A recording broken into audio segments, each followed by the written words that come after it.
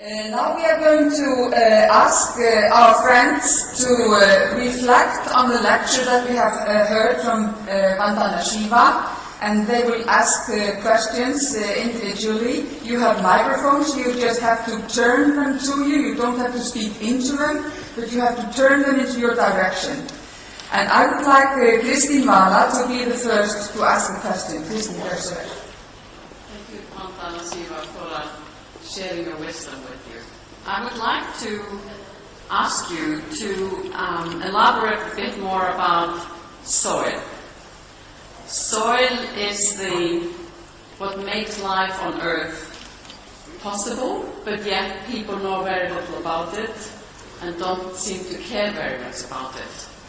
And I'd like you to talk about the freedom of soil and the soil as a source for biodiversity and soil as a source for the enrichment of life on the planet.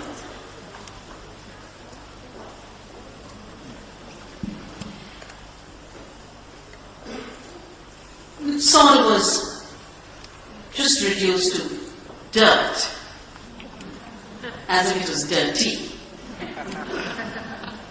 And the less you needed to soil your hands, the cleaner your agriculture. The problem was everything clean that was introduced was really dirty.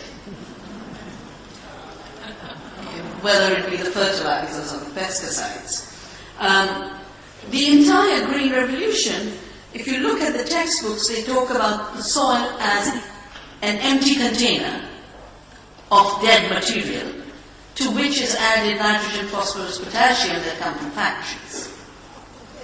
And Sir Albert Howard, who is known as the father of modern organic farming, was sent in 1905 to India by the British to improve Indian agriculture.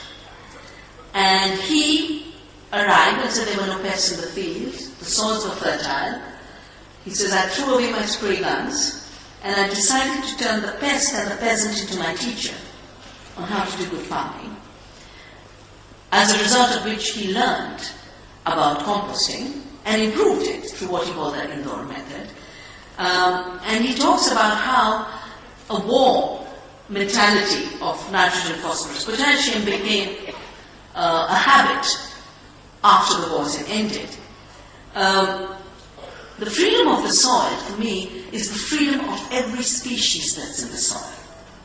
It's the freedom of the earthworm to be able to make burrows so water can infiltrate, or the earthworm through its mold can create more fertility than any fertilizer factory ever can.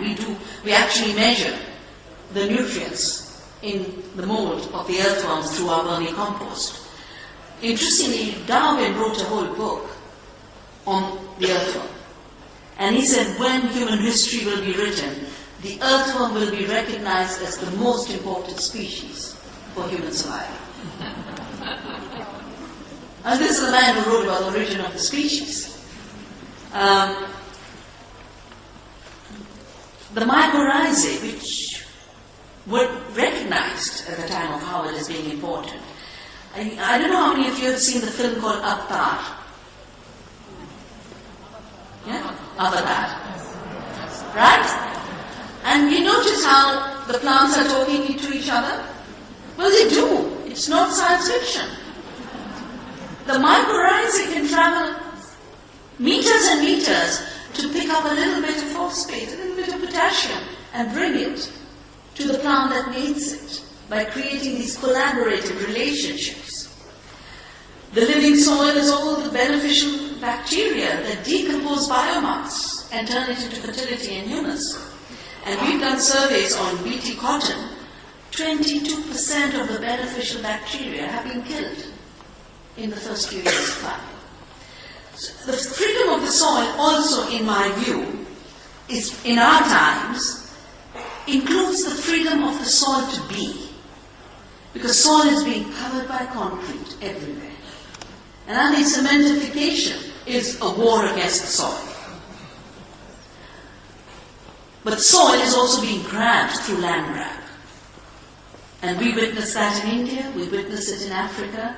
As more soil is destroyed in countries which have economic power. They think they can use their economic power to go invade other countries and take over their soil. We call it a land war. So the freedom of the soil is basically the soil being free, but giving you freedom to be able to meet your needs by taking care of the soil, by living with the soil, and therefore within the limits of our ecosystems.